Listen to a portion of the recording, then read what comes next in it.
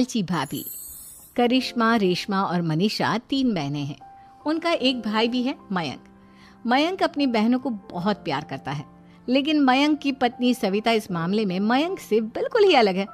वो अपनी ननदों का जितना बुरा कर सकती है उतना बुरा करती ही रहती है और अपनी ननदों पर हुक्म भी चलाती है।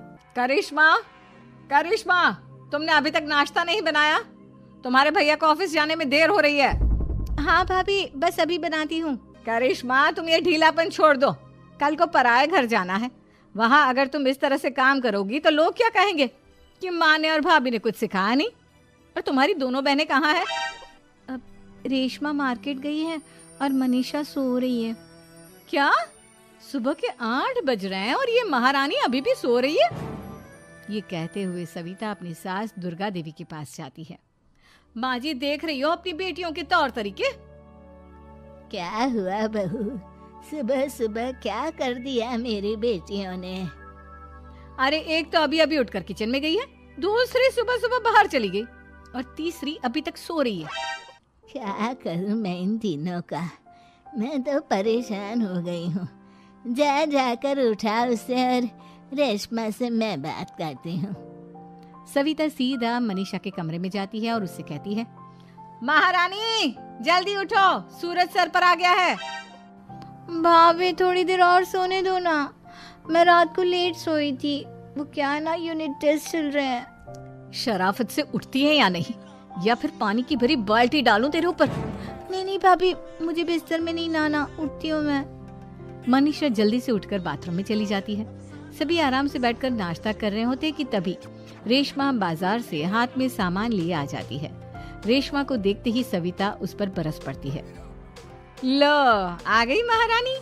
ऐसा भी क्या सामान लाना था जो सुबह आंख मलते ही बाजार की तरफ रवाना हो गई?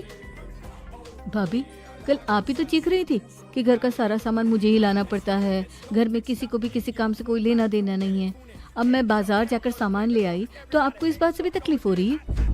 देख रही हो माँ जी, अपनी बेटी की जुबान कैंची से भी तेज चलती है। और मयंक, आप तो कुछ कहेंगे नहीं अपनी लाडली बहन को? रेशमा, अपनी भाभी से ऐसे बात नहीं करते। चलो माफी मांगो। भैया, मैं क्यों माफी मांगू? आप भाभी से बोलिए ना कि हम पर कम हुक्म चलाया करे। हम इस घर की बेटियां हैं और आपकी पत्नी की ननद है, नौकरानी नहीं। लो कर लो बात। इनकी भलाई के लिए कुछ भी बोलो तो इन्हें बुरा लग जाता है। इस घर में यही इज्जत है मेरी। देख लो माँ जी, आपकी बेटी किस लहजे में मुझसे बात कर रही है। सविता वहाँ से चली जाती है। मयंक को बहुत गुस्सा आता है, वो भी वहाँ से चला जाता है। फिर करिश्मा रेशमा को समझाती है, रेशमा, तुम्हें भाभी से माफी मांग लेनी चाहिए थी ना। लेकिन दीदी, मैंने कुछ किया ही नहीं, तो मैं माफी क्यों मांगू? हाँ करिश्मा दीदी, रेशमा दीदी जैसे ही घर में आई भाभी ही उन पर चिल्ला रही थी। हाँ, मैं मानती हूँ कि गलती भाभी की थी। मैं तो इसलिए बोल रही हूँ कि भाभी ने माँ को तो पूरी तरह अपने वश में कर लिया है। वो हमारी बात सुनती ही नहीं। मयंक भैया हमारे लिए हमेशा खड़े रहते हैं, इसलिए उनकी बात का मान तो तुम्हें रखना चाहिए था ना। कोई फायदा नहीं दीदी, कुछ दिनों की बात और है, भाभी उन्हें भी हमारे खिलाफ भड़का देंगी। फिर वो भी माँ की तरह हमारी किसी बात का विश्वास नहीं करेंगे। इसी तरह सविता अपनी तीनों ननदों को किसी न किसी बात पर परेशान करती रहती थी। एक दिन मयंक अपनी तीनों बहनों के लिए गिफ्ट लाया। क्या रेशमा, ये तुम्हारे लिए हार का सेट। रेशमा, तुम्हारे लिए सुंदर सी ड्रेस। और मनीषा, तुम्हें किताबें पसंद है ना, तुम्हारे लिए किताबें लाया हूँ। थैंक यू भैया। थैंक यू भैया। थैंक यू भैया। करिश्मा, तुम्हारा नेकलेस कितना सुंदर है, ये भैया कहाँ से ले आए होंगे? मैंने भैया को 3 दिन पहले फोन पर ये डिजाइन दिखाया था और आज भैया ये ले आए। सविता तो अपनी ननदों की गिफ्ट्स देखकर जल गई और करिश्मा का नेकलेस तो उसे भी बहुत पसंद आया था। अपनी बहनों के लिए कितना अच्छा नेकलेस लेकर आए हैं, मुझे कभी कोई गिफ्ट नहीं दिया। मैं आज ही ये हार चुरा लूंगी। रात में सविता करिश्मा का हार चुरा लेती है और इसी तरह उसे अपनी ननदों की जो भी चीज अच्छी लगती वो उसे मांगती नहीं, बल्कि रात के अंधेरे में चुरा लेती। इसी तरह दिन बीतते गए और सविता ने मयंक के दिल में भी उसकी बहनों के लिए नफरत पैदा कर दी। एक दिन मयंक ने करिश्मा और रेशमा के लिए रिश्ता देखा और ये बात उसने घर में सबको बताई। माँ, करिश्मा और रेशमा के लिए बहुत अच्छा रिश्ता आया है, वो लोग कल इन्हें देखने आ रहे हैं। आप और सविता मिलकर सारी तैयारी कर लेना। ये सुनकर करिश्मा और रेशमा खुश हो जाती हैं, लेकिन सविता सोचती है, अगर इन दोनों बहनों की शादी हो गई तो घर और बाहर का काम कौन करेगा?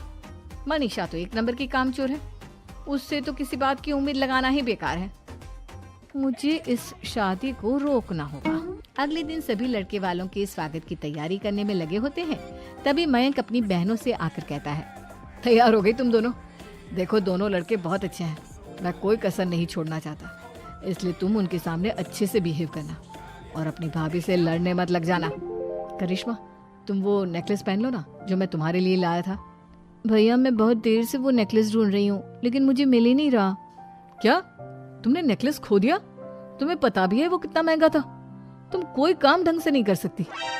मयंक गुस्से में वहां से चला जाता है। थोड़ी देर बाद लड़के वाले भी आ जाते हैं।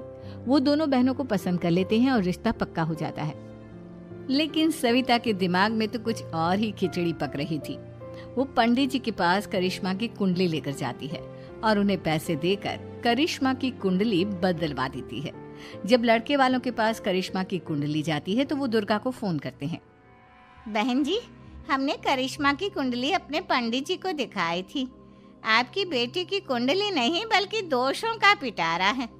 देखिए, मैं और मेरे पति इन सब बातों में बहुत विश्वास करते हैं, इसलिए हम आपकी बेटी से अपने बेटे की शादी नहीं करा सकते। इस तरह करिश्मा का रिश्ता टूट जाता है और सभी घर वालों को बहुत दुख होता है। अब कविता सोचती है, चलो करिश्मा का तो रिश्ता टूट गया, अब रेशमा का भी रिश्ता तोड़ना है। क्या करूं?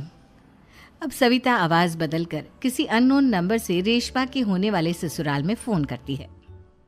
हेलो, मैं कौन हूँ कौन नहीं ये आपके लिए जानना जरूरी नहीं, बस इतना सुन लो कि रेशमा का 2 साल से किसी के साथ अफेयर चल रहा है। बस रेशमा का रिश्ता तोड़वाने के लिए सविता का इतना कहना काफी था।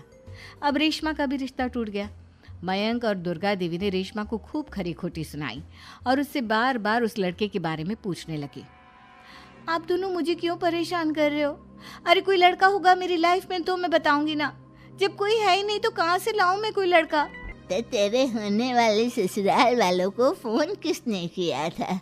माँ, मैं नहीं जानती किसने फोन किया था, मैं सच कह रही हूँ। मैं तो पहले ही कह रही थी इसकी लगाम खींच कर रखो, लेकिन मेरी सुनता ही कौन है। आप चुप रहिए भाभी, ये सब आपका ही किया धरा है। अब तीनों बहनों को विश्वास हो जाता है कि ये सब उनकी भाभी ही कर रही है। तीनों बहनें अपनी भाभी को सबक सिखाने के लिए एक वकील कर लेती है और घर में हिस्सा मांगना। देखो भैया, माँ बाप की जायदाद में जितना बेटों का हक होता है उतना ही बेटियों का, इसलिए इस घर के 4 हिस्से होंगे और हमें अपना हिस्सा चाहिए। मैंने तुम्हारे लिए क्या क्या नहीं किया और तुम इस घर में हिस्सा मांग रही हो? भैया, आप और माँ हम बहनों की कोई बात नहीं सुनते हो और भाभी हमारी शादी नहीं होने देगी क्योंकि उन्हें लगता है कि आप हमारी शादी में ज्यादा पैसा लगाओगे और उन्हें हम जैसी फ्री की नौकरानी कहाँ मिलेगी।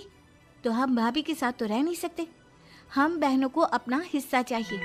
अरे तुम्हें शर्म आनी चाहिए अपने भाभी पर ऐसा इल्जाम लगाते हुए।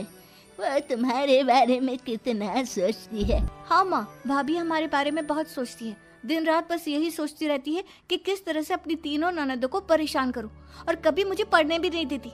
दोनों बहनों का रिश्ता भी तो इन्होंने ही तोड़वाया है और रात में हमारे कमरे में आकर हमारी चीजें भी चुराती हैं। इसी तरह सविता की तीनों ननदें अपनी बात पर अड़ी रही। अब कोर्ट में तारीख भी शुरू हो गई। जब सविता को लगा कि उसकी तीनों ननद इतनी आसानी से नहीं मानने वाली, तो उसने अपने पति और सास को सारी सच्चाई बता दी और अपनी तीनों ननद से माफी मांगी। मयंक और दुर्गा को भी अपनी गलती का एहसास हो गया। अब सविता खुद करिश्मा और रेशमा के लिए अच्छा रिश्ता ढूंढती है और उनकी शादी करवाती है।